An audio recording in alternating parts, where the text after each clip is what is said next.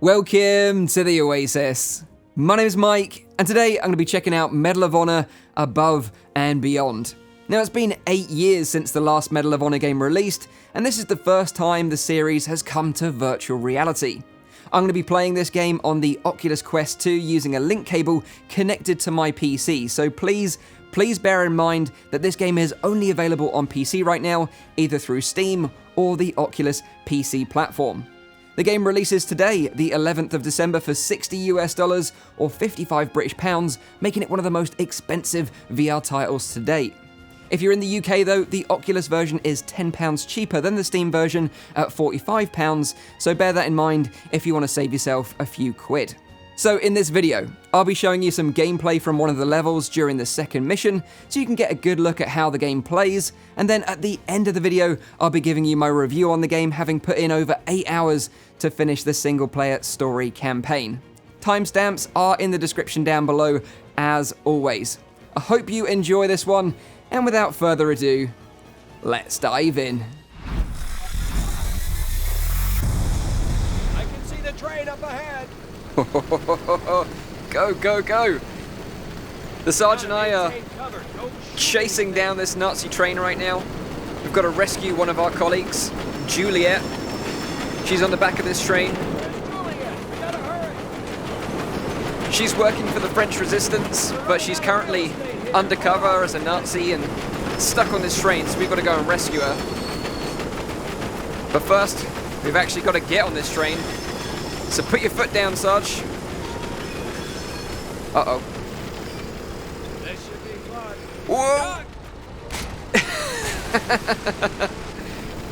The engineer and firemen are probably conscripted civilians. Instead of shooting them, why don't you gently encourage them to exit the train? I don't know if that's going to work. We're about 2 hours into the game right now. This is mission 2. We've got to get you aboard.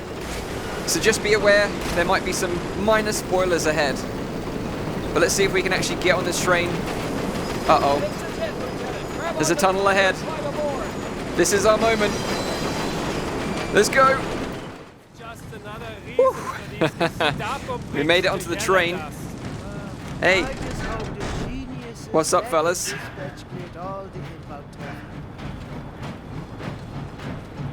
Yeah. If you're here to rescue the prisoner, She's in the last car. Get off my train. This is my train now. And you. Jump. Find your way to the back of the train. Be careful. You got it. Let's go rescue Juliet. So weapon-wise, we've got 3 weapons. You've got a sidearm, which is on your hip. You've got a gun over each shoulder. You can choose which one you want to use. And depending on which hand you pick a weapon up with, that's the shoulder that it'll end up on. Let's see if we can find some Nazis.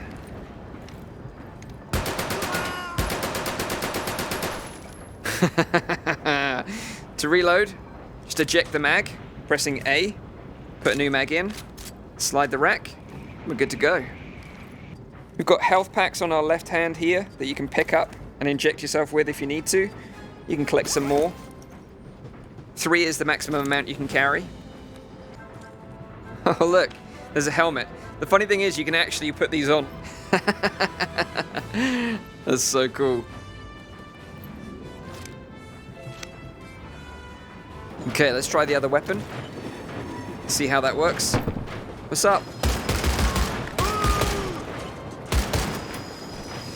Nice. There's a lot of detail going on in here, which looks pretty good. I've also tried playing the game using virtual desktop with the Quest, and that works really well as well. So if you've got a decent internet connection, I would highly recommend that.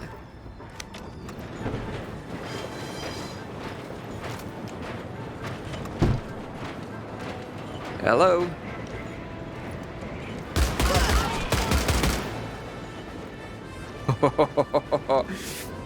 Nice. Let's keep pushing on. Gotta rescue Juliet. Get her off this goddamn... Wait a minute. What is that? Hello. Oh, so that replaces our sidearm. I'm sure that's going to come in handy later on. Hey guys, don't mind me. Enjoy your drink.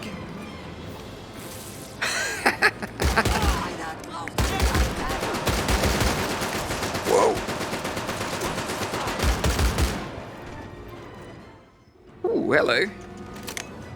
Pump action shotgun. We'll keep that. Grab some ammo. I think we're good to go. Let's get the little double barreled out. See how that works. Oh. I didn't mean to interrupt you during dinner, lads, but I'm on a mission right now.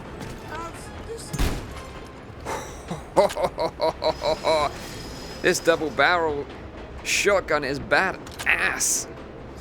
Yes. Let's try the pump action.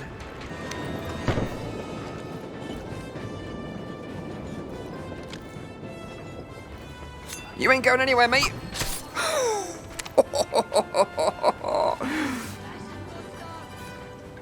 Let's see if I can just melee a guy with a meat cleaver.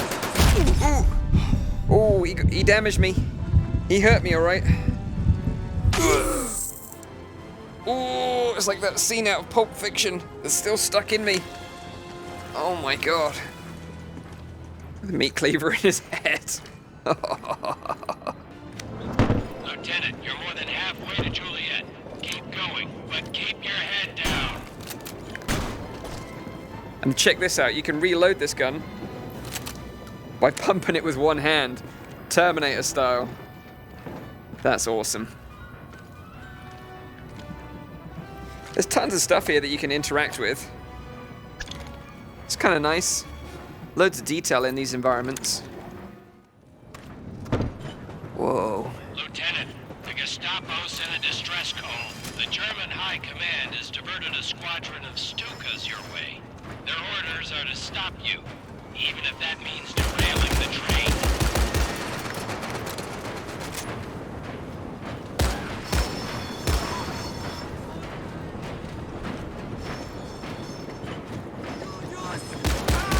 Nice.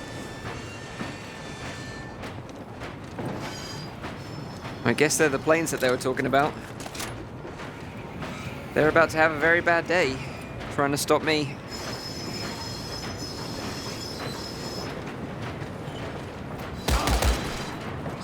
Ho, ho, ho, ho, ho, ho, ho.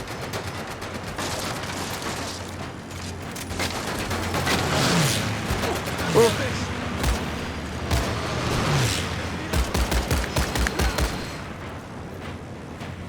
Is he gonna fall off the train? No, not quite. Let's go. The Stukas are about to make an attack run. Oh god. To knock them out of the sky. Run. Keep heading to the back of the train. You should find a flak cannon on one of the flatbed cars. Run. Ooh.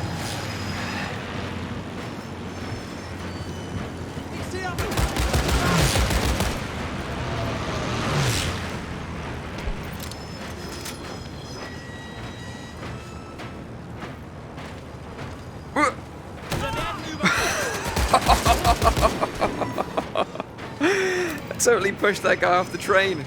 That was amazing. Okay, let's jump on this flat cannon. Time to give the Luftwaffe a taste of their own. Oh, Excellent shot. Well, so it just moves with my head. And I just pull the trigger to fire. Nice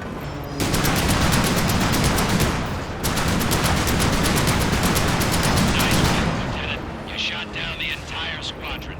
The only Nazis left are the ones on the train. Keep heading towards the last car.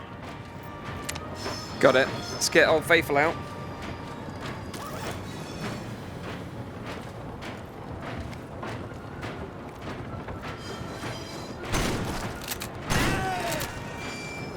Oh, that's so satisfying.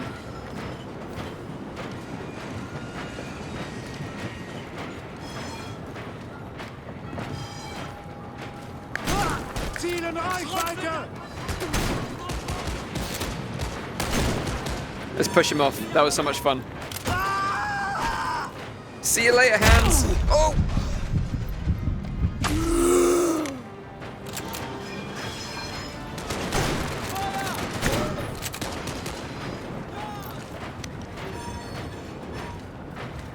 He's there. Whoa, what happened there?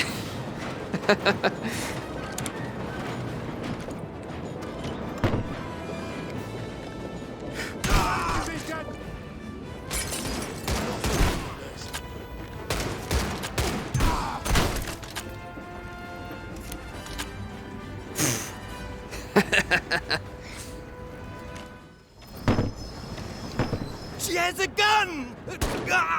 Oh. Nice work, Juliet. Good work. Thank you, Lieutenant. Your arrival provided the perfect distraction I needed to break free. How is my sister? Hello? Hello, are you receiving? Hello? Sergeant, it's Juliet and the Lieutenant. How is Manon? She's going to be fine. Listen, we have a new pressing issue. You're on a collision course with a southbound train loaded with fuel and ammunition. You need to get out of there, on the double. We're going too fast to jump. We'll have to decouple the cars. Hurry. Uncle Marcel taught me a thing or two. I'll go and separate us from the train. You hit the brakes to slow us down. You got it. Okay, let's slow this train down.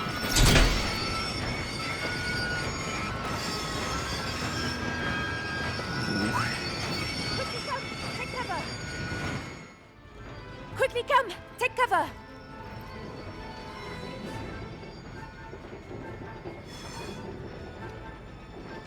Trois, deux, un.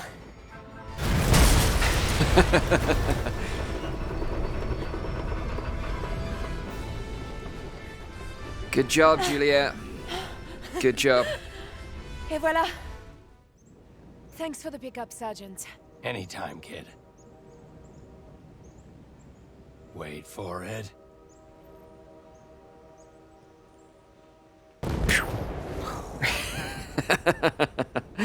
Awesome mission.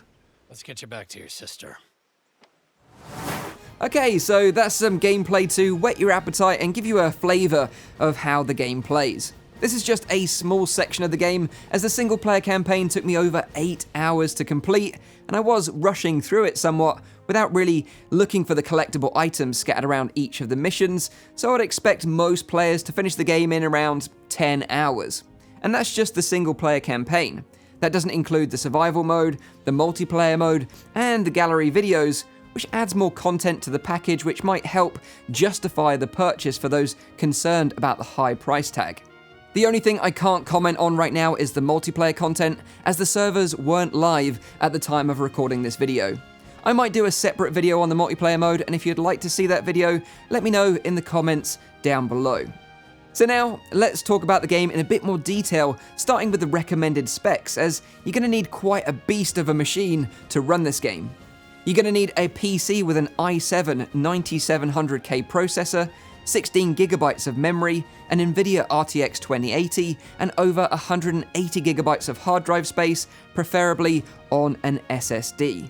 With a high-end gaming PC pushing this game, at times Medal of Honor can look breathtaking, whilst at other times it can look straight up strange, which led to an inconsistent quality throughout my playthrough. Oculus are keen for Respawn to bring this game to the Oculus Quest natively, but if it can't be optimized well on the PC platform, I'm skeptical if a Quest port will ever see the light of day. The story puts you in the boots of an OSS agent, tasked with sabotaging the Nazis from behind enemy lines. Its 6 missions with 9 levels each get off to a slow start, but it begins to find its pace after a couple of hours. The campaign does offer a lot of variety, with a series of set pieces putting you in planes, tanks, storming beaches, and skiing down mountains, just to give you a few examples. Some of this works really well in VR, and other times it completely misses the mark. I found a stealth section in Mission 4 to be infuriating, with some really strange level design, and a swimming section that made my stomach turn despite being an experienced VR gamer. The core gunplay though feels solid and satisfying. Having played so many modern shooters in VR, it was a breath of fresh air to get a feel for how these old World War II weapons handled and their different reload mechanics. The sound of the clip pinging from the M1 Garand still gets me every time, although it could have been louder in my opinion.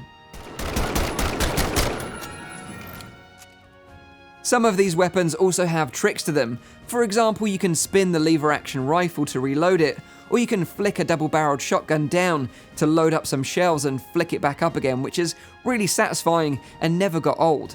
But sadly though, the sniper rifle scopes in particular are terrible. When bringing the scope up to aim, you're greeted with a huge, blurry sight filling your whole field of view, making it difficult and uncomfortable to take your shot. Interspersed between gunfights are cutscenes with OSS and French resistance allies. These often feel wooden and awkward with strange facial expressions and uncomfortably long silences, making it difficult to feel any connection to the AI characters in any meaningful way. After completing each mission, you unlock multiplayer skins and gallery content. And the gallery is a series of short documentaries featuring stories from real veterans and survivors, which are displayed through flat and 360 video content. It's an emotional series which offers some insight into the brave men and women that fought in this war, which I would urge players to take the time to explore. It's just such a shame that the tone of these videos wasn't carried over to the main game, as I think the game would have been better for it. This is Respawn's first shot at a VR title, and development started way back in 2016, and in many ways it feels like it's stuck there, as they didn't seem to take any of the notes from some of the great VR titles of recent years, such as Half-Life Alyx, The Walking Dead Saints and Sinners, and Boneworks. Menus in between levels are flat and boring, there's no option for smooth turning, turrets and tanks are controlled by your face, snipers are horrible with blurry scopes, and some sections are motion sickness inducing even for experienced VR players like myself. Hopefully, Respawn are just finding their feet with VR, and this is just the first title of more to come in the future.